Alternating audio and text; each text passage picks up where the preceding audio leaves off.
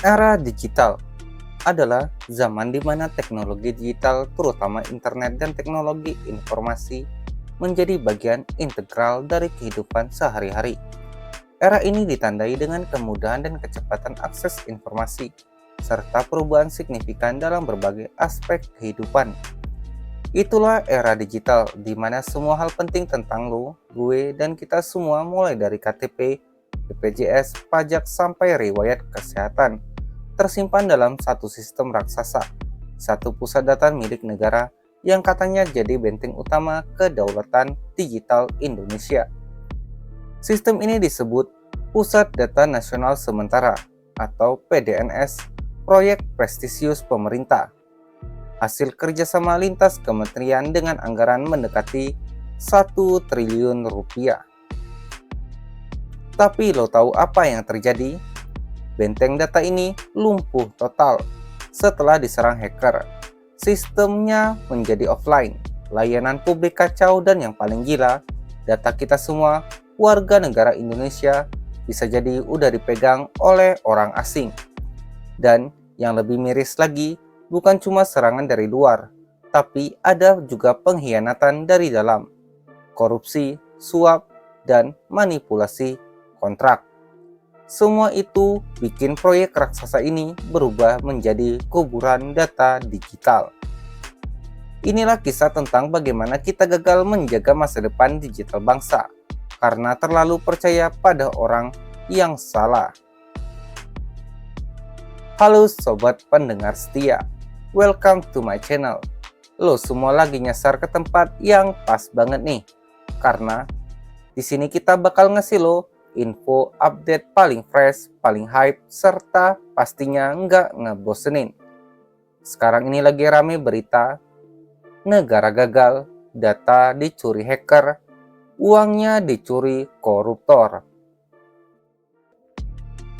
Oke, sebelum lanjut ke pembahasannya, so siapin cemilan lo, rebahin badan, dan cus kita kulik bareng-bareng berita yang lagi rame ini.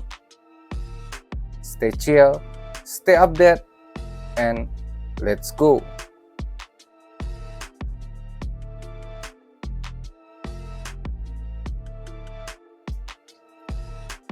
PDNS bukan proyek kecil. Ini adalah upaya besar pemerintah buat menyatukan seluruh data dari kementerian, pemerintah daerah, hingga lembaga negara dalam satu sistem awan, alias cloud nasional. Proyek ini dimulai pada tahun 2020, dijalankan oleh Kementerian Kominfo. Infrastruktur dibangun, data mulai diintegrasikan. Bahkan beberapa layanan vital seperti SIM online, sistem kependudukan, dan pajak daerah mulai bergantung ke PDNS.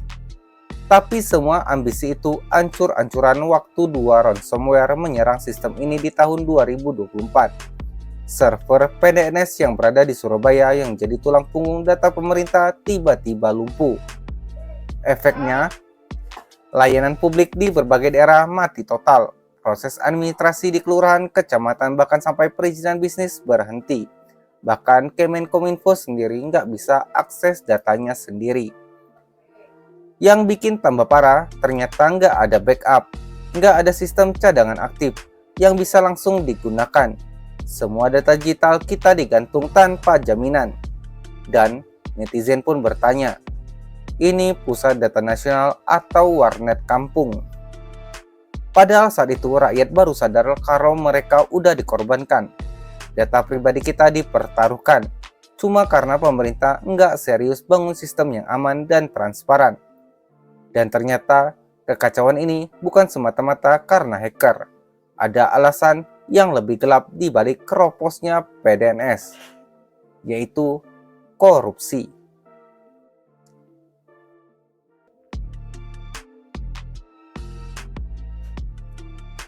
Setelah sistem PDNS anjlok, Kejaksaan mulai menyelidiki proyeknya, dan yang mereka temukan bikin geleng-geleng kepala.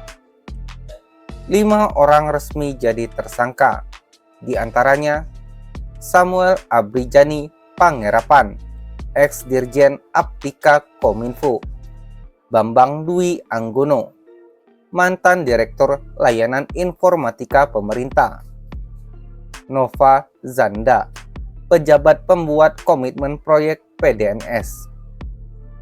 Gak berhenti di situ, ada dua pihak swasta.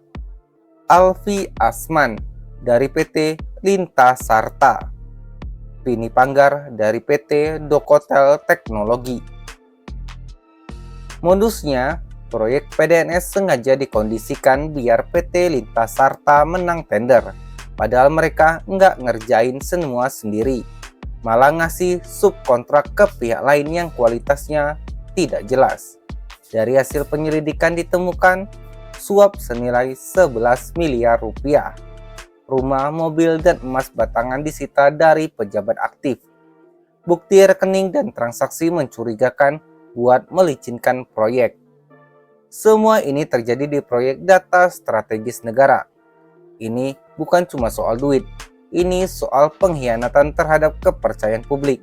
Dan ironisnya, semua ini terjadi waktu negara sibuk kampanye soal kedaulatan digital.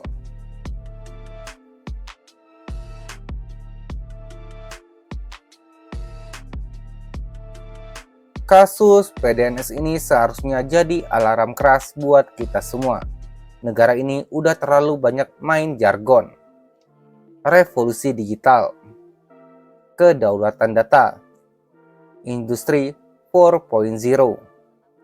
Tapi apa gunanya semua itu kalau sistemnya rapuh dan pengelolaannya rakus? Kita udah punya Undang-Undang ITE, Undang-Undang SPBE, Undang-Undang PDP. Tapi semua itu nggak ada gunanya kalau pengawasannya lemah, kalau sistem tender bisa dimanipulasi, dan kalau aparat pemerintah lebih sibuk bagi-bagi proyek ketimbang mikirin keamanan rakyat. Beda jauh sama negara kayak Estonia, yang sistem digitalnya bisa diaudit secara terbuka. Semua transaksi dicatat, dan tak ada satupun pejabat yang bisa utak-atik sistem semaunya.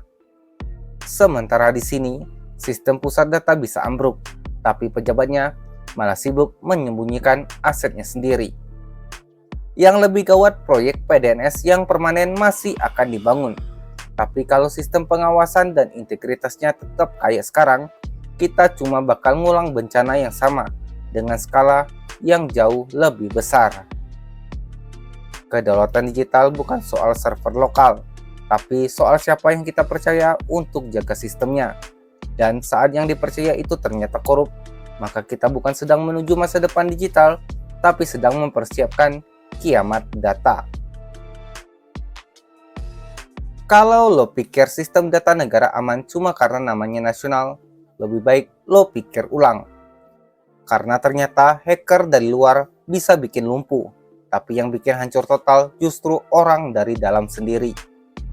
Kalau lo ngerasa data lo layak dilindungi, kalau lo percaya negara ini harusnya lebih aman buat warganya, dan kalau lo muak sama proyek miliaran yang ujung-ujungnya cuma buat ngisi kantong segelintir pejabat, like video ini, biar makin banyak yang sadar soal kebobrokan sistem kita.